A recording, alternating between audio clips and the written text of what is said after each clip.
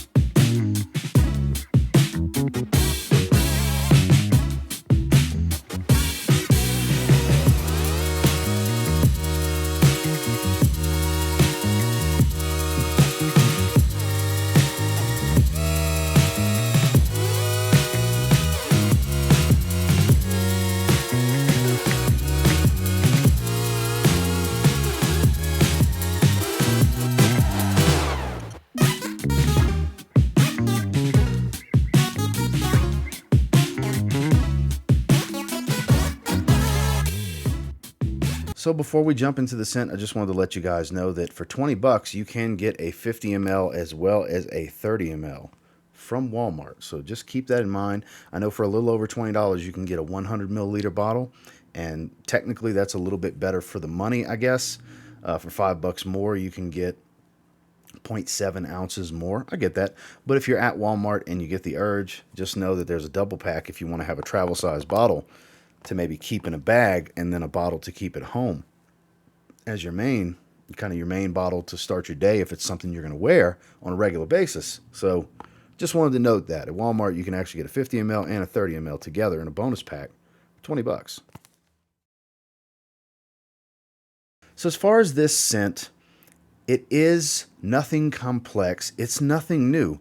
I can't help but immediately, especially the more and more it dries down, think of Versace Mano Fresh. While not one-to-one, while yes, Versace Mano Fresh is technically a little bit better, this is a bargain of a scent. I actually have it on my neck right now. I wore it last night. I'm about to head to the gym after I finish recording this video. I'm going to wear this again as my scent of the day today.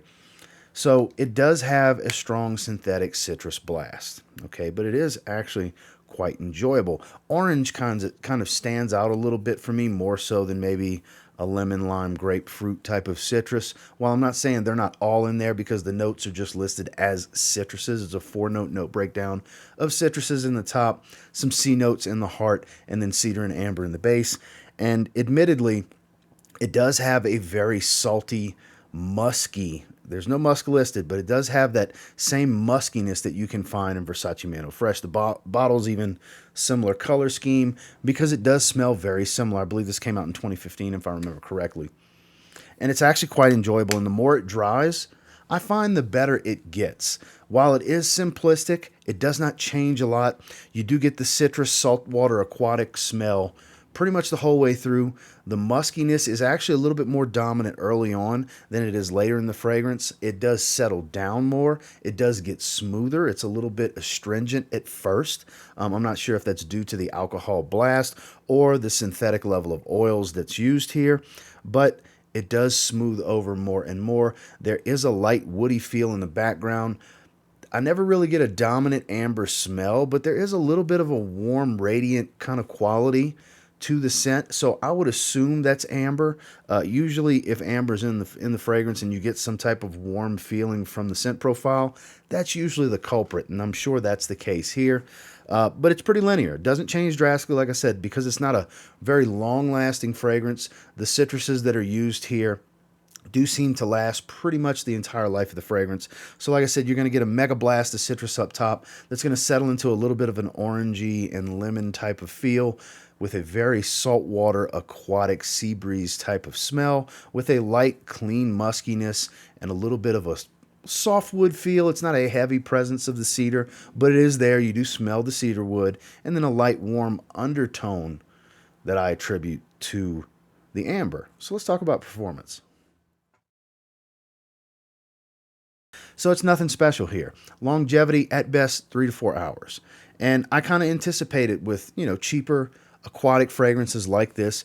You can't really go into a fragrance like this expecting beast mode level performance, or even in the very good range, above average type of stuff. So it actually performs about the best I could hope for. I get about 3 to 4 hours of life on my skin. If you do spray your clothes, you will get more out of this fragrance. You probably get in the 6-hour range, I'm sure. Not one that I ever feel the need to spray my clothes with, but you can spray this one relatively heavy. Just note that in the first 30 minutes to an hour, it is a bit loud. So if you do dial up the sprays, it's got that choking capability.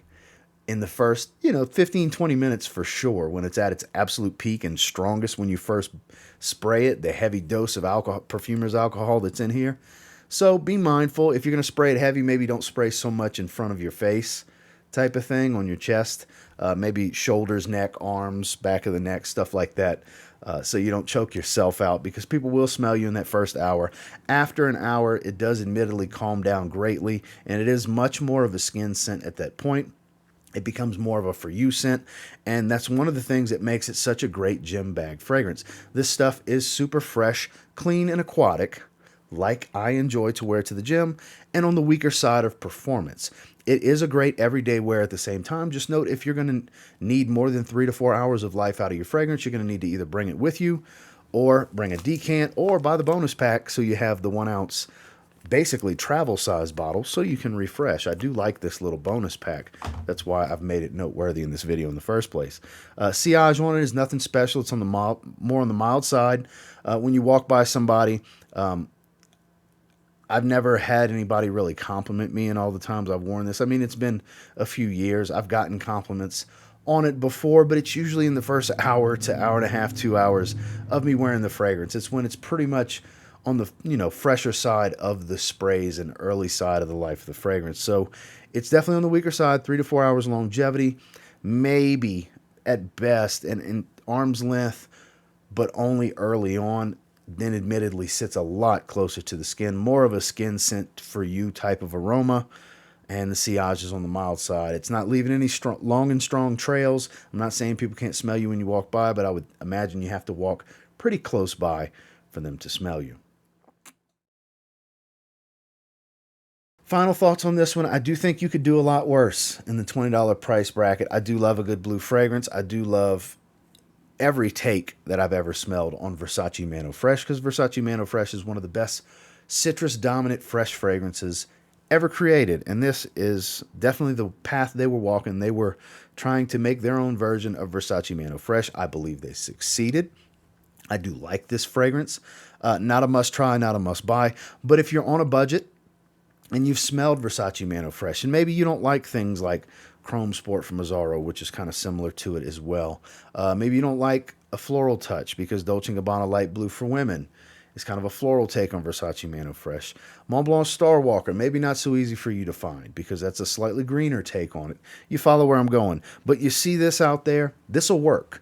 This is a more aquatic take on that. Again, not exactly the same, but pretty damn close. They definitely were going for Versace Mano Fresh. I think you do a lot worse. My overall rating on this one is a 6 out of 10. I think it's slightly, ever so slightly better than good, because in its price bracket, there's a lot of garbage out there.